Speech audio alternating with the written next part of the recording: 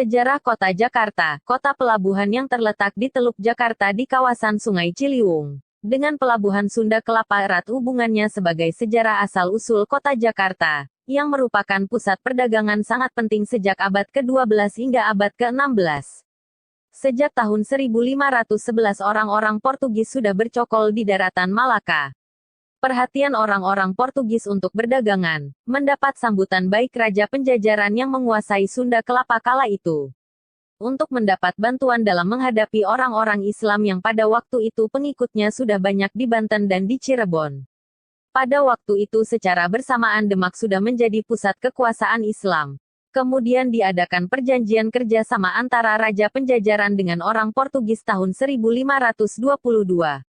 Dalam perjanjian itu dinyatakan bahwa orang-orang Portugis dibolehkan mendirikan benteng di Sunda Kelapa.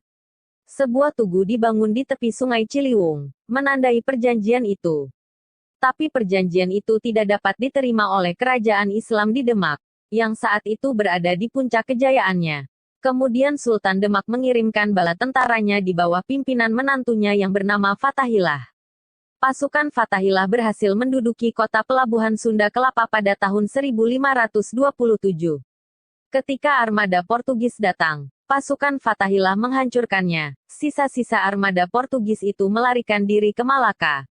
Kemudian kemenangan itu, Fatahillah mengganti nama Sunda Kelapa menjadi Jayakarta, yang artinya, kemenangan yang berjaya. Menurut perhitungan, hal itu terjadi pada tanggal 22 Juni tahun 1527.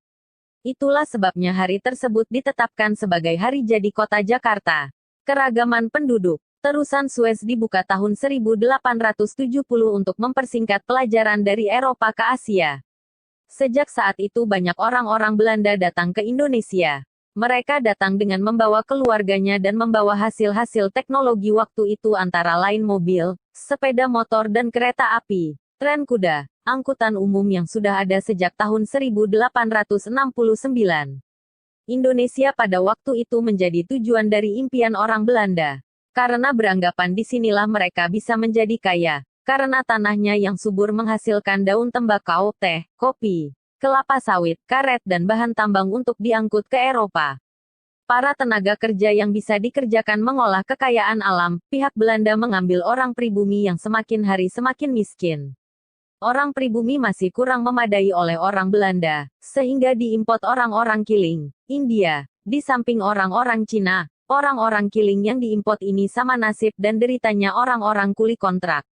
Untuk orang Kiling sejarah menampakkan semakin menyusut di tahun sejarah hingga sekarang ini keturunannya hanya tinggal sedikit di Sumatera Timur. Mereka tidak semantap orang Cina yang bekerja di perkebunan. Di samping itu orang-orang Arab Saudi menjajahkan kakinya sejak abad ke-15.